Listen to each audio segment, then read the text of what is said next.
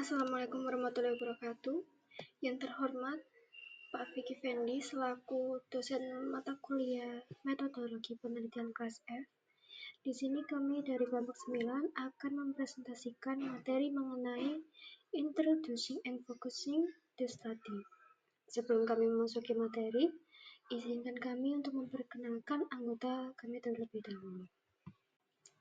Untuk anggota kami, yang pertama ada Anggi Zevania dengan NPM akhiran 021, lalu ada Silva Norma dengan NPM akhiran 023, Cici Wulan dengan NPM akhiran 031, dan yang terakhir ada Dila Arigra Putri dengan NPM 038. Dan selanjutnya akan masuk ke dalam pembahasan materi.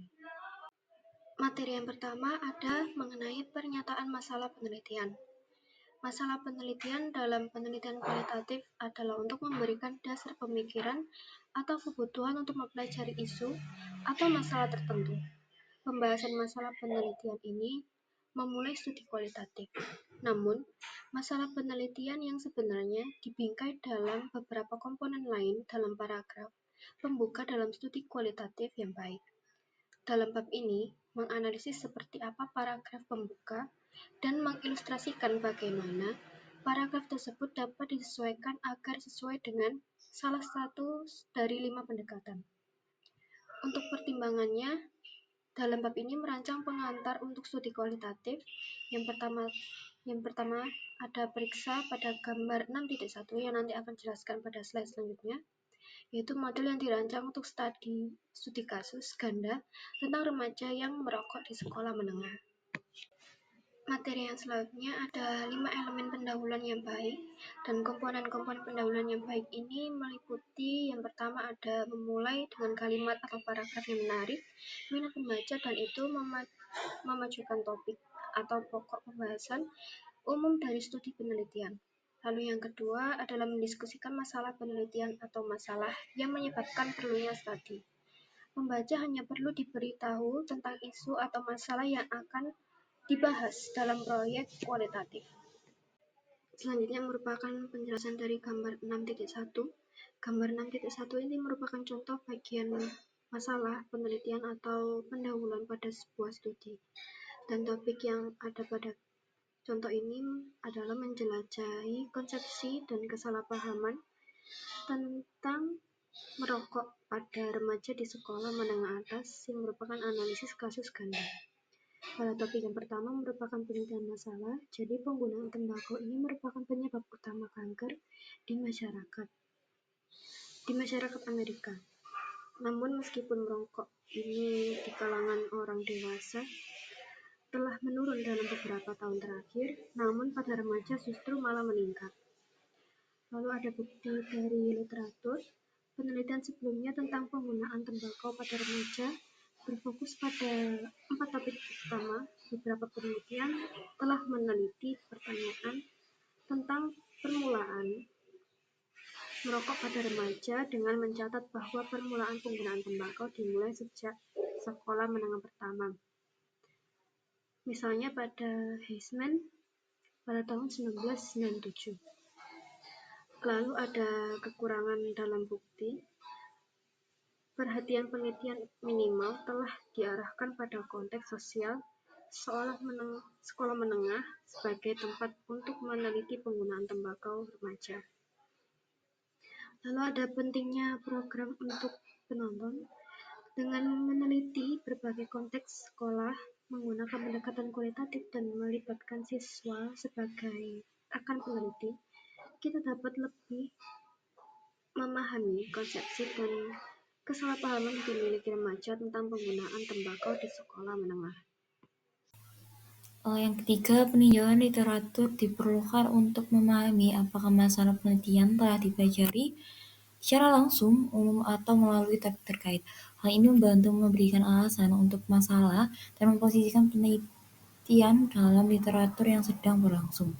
Visualisasi seperti peta penelitian dapat digunakan untuk menunjukkan hubungan antara topik dengan literatur penelitian yang diusulkan. Yang keempat, dalam bagian pendahuluan, kekurangan ini dapat dikaitkan dengan salah satu dari 5 pendekatan. Ada yang pertama, studi naratif, yang kedua studi fenomenologis, Yang ketiga, studi teori dasar. Yang keempat, studi etnografi. Yang kelima, studi kasus. Semua pendekatan ini bertujuan untuk menyajikan masalah penelitian dalam konteks pendekatan kualitatif yang dipilih.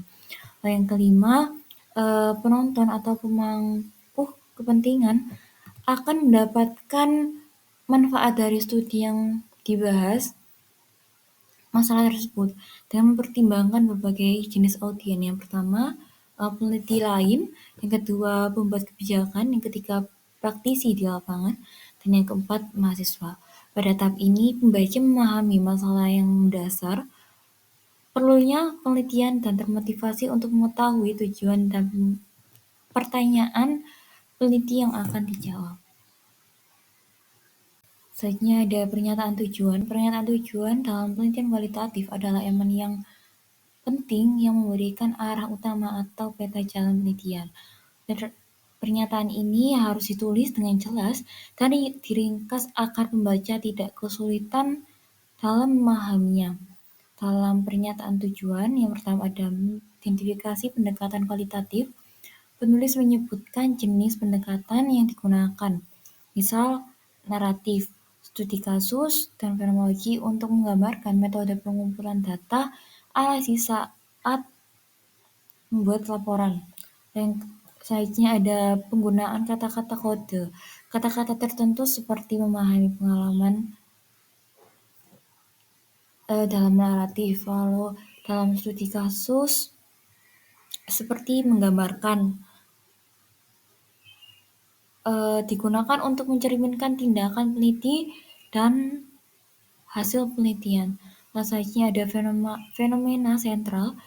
Peneliti fokus pada satu konsep utama yang dieksploitasi, seperti reaksi terhadap suatu peristiwa atau nilai-nilai kelompok tertentu. Peneliti disarankan untuk memulai dengan satu konsep sebelum memperluas ke kelompok atau keterkaitan lainnya. Hal yang terakhir, peserta dan lokasi penelitian. Penulis menentukan partisipan, individu, kelompok, atau lokasi sesuai pendekatan, misalnya naratif untuk satu individu dan etnografis untuk satu kelompok. Pertanyaan penelitian. Maksud dari pertanyaan penelitian kualitatif adalah untuk mempersempit tujuan menjadi beberapa pertanyaan yang akan dibahas dalam penelitian. Saya membedakan antara pernyataan tujuan dan pertanyaan penelitian sehingga kita dapat melihat dengan jelas bagaimana keduanya dikonseptualisasikan dan disusun. Penulis lain dapat menggabungkannya atau lebih umum hanya menyatakan pernyataan tujuan dalam artikel jurnal dan tidak menyertakan pertanyaan penelitian. Namun, dalam banyak jenis penelitian kualitatif seperti disertasi dan tesis, pertanyaan penelitian berbeda dan dinyatakan secara terpisah dari pernyataan tujuan. Sekali lagi, saya menemukan bahwa pertanyaan-pertanyaan ini memberikan kesempatan untuk mengkodekan dan meramalkan pendekatan terhadap penyelidikan. Pertanyaan utama. Beberapa penulis menawarkan saran untuk menulis pertanyaan penelitian kualitatif. Pertanyaan penelitian kualitatif bersifat terbuka, berkembang, dan tidak terarah. Pertanyaan tersebut menyatakan kembali tujuan penelitian dengan istilah yang lebih spesifik dan biasanya dimulai dengan kata seperti what atau how alih-alih why untuk mengeksplorasi fenomena sentral. Jumlahnya sedikit, 5 hingga 7, dan diajukan dalam berbagai bentuk. Dari Grand Tour Sportley yang menyatakan ceritakan tentang diri Anda hingga pertanyaan yang lebih spesifik lainnya. Pertanyaan utama ini dapat dikodekan dengan bahasa dari masing-masing 5 pendekatan untuk penyelidikan. Morse pada tahun 1994 berbicara langsung ke masalah ini saat ia meninjau jenis pertanyaan penelitian. Meskipun ia tidak merujuk pada narasi atau studi kasus, ia menyebutkan bahwa orang menemukan pertanyaan deskriptif tentang budaya dalam etnografi, pertanyaan proses dalam studi teori dasar, dan pertanyaan makna dalam studi fenomenologis. Pertanyaan tambahan. Seorang penulis biasanya menyajikan sejumlah kecil subpertanyaan yang selanjutnya merinci pertanyaan inti ke dalam beberapa area untuk penyelidikan. Berikut adalah beberapa saran untuk menulis subpertanyaan ini. Yang pertama, nyatakan sejumlah kecil subpertanyaan untuk lebih menyempurnakan pertanyaan utama. Yang kedua, pertimbangkan subpertanyaan sebagai cara untuk membagi pertanyaan utama menjadi beberapa bagian. Yang ketiga, tulislah subpertanyaan yang diawali dengan kata bagaimana atau apa dengan cara yang sama seperti pertanyaan utama. Yang keempat, jaga agar subpertanyaan tetap terbuka seperti pertanyaan utama.